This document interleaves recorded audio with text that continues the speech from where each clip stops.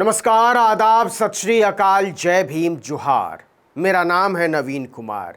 क्या AIMIM वाले असदुद्दीन ओवैसी दुल्हन को लेकर जुनूनी है? आप अचकचा गए होंगे ये सुनकर, लेकिन ये सवाल तो उठ गया है। दरअसल महाराष्ट्र की अघाड़ी सरकार में दुल्हन की एंट्री पर सब मजे ले रहे हैं और इस दुल्हन की एंट्री कराई है असदुद्दीन ओवैसी साहब ने।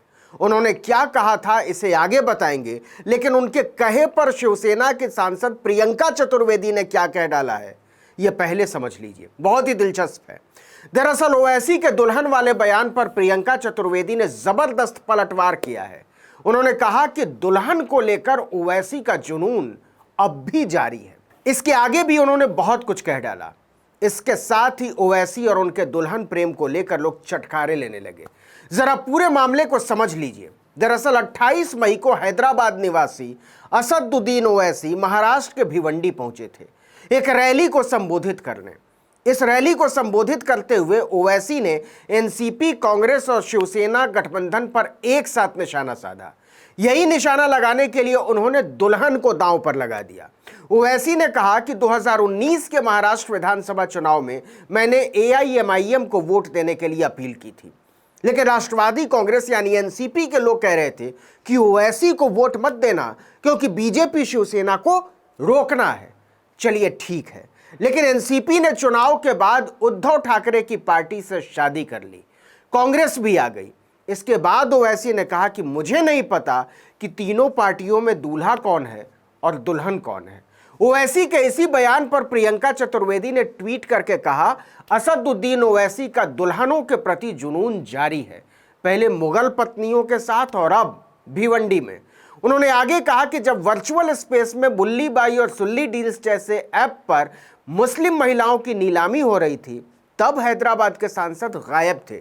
प्रियंका चतुर्वेदी ने कहा कि असदुद्दीन ओवैसी की मानसिकता बीजेपी से अलग नहीं है। दरअसल भिवंडी में असदुद्दीन ओवैसी ने देश में चल रहे मंदिर मस्जिद विवाद को लेकर कहा था कि भारत किसी एक कौम का नहीं है। भारत अगर किसी का है तो वो द्रविड़ों और आदिवासियों का है। 4 जगहों से लोग आए थे, लेकिन बीजेपी सिर्फ मुगलों के पीछे पड़ी रहती है। उन्होंने कहा कि यह भारत न मेरा है, न उद्धव ठाकरे का है, न नरेंद्र मोदी का है, न अमित शाह का है। अगर भारत किसी का है तो सचमुच में द्रविड़ों और आदिवासियों का है। बीजेपी गलत तरीके से मुगलों के पीछे पड़ी रहती है। ओवैसी ने यह भी कहा कि अगर कोई पीएम मोदी, उद्धव ठाकरे, शरद पवार या योगी आदित्यनाथ के खिलाफ बोलता है तो उसके खिलाफ सख्त कार्रवाई कर दी जाती है, लेकिन जब कोई हमारी आस्था के खिलाफ कुछ कहता है तो कानूनी कार्रवाई भी नहीं की जाती, बुनियादी कानूनी कार्रवाई भी। ओवैसी यहीं नहीं रुके। उन्होंने देश में जारी मंदिर मस्जिद विवाद पर भी जमकर निशाना साधा। उन्होंने कहा कि हमारा बाप आदम है, मुगल हमारे बाप नहीं थे। पहले तो ये बताइए कि बौद्धों पर किन लोगों ने अन्याय किया। यह भी बताइए कि सम्राट अशोक के पोते को किसने मारा। ओवैसी ने कहा, खुद विवेकानंद ने अपनी किताब में लिखा है कि जगन्नाथ मंदिर बौद्ध विहार पर बनाया गया है। अगर यह झूठ है तो हम पर कार्रवाई कीजिए। अगर आप कुछ साल पुरानी बात करोगे तो हम भी पूछेंगे कि हजारों साल पहले क्या हुआ था, किस पर जुल्म ढाए गए। ये सब के सामने बेखौफ होकर रखेंगे।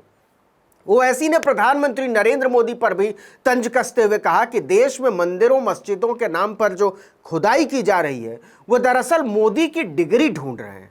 आपको बता दें कि महाराष्ट्र में यह गर्माहट स्थानीय निकाय चुनाव की वजह से आई है। सूबे में 20 नगर निगमों, 25 जिला परिषदों, 285 पंचायत समितियों, 210 नगर परिषदों और कोई 2000 ग्राम पंचायतों का चुनाव होना है। जिन नगर निगमों में चुनाव होना है उनमें मुंबई, पुणे, ठाणे, नासिक, नवी मुंबई, नागपुर, कोल्हापुर और सोलापुर जैसे बड़े निकाय शामिल हैं।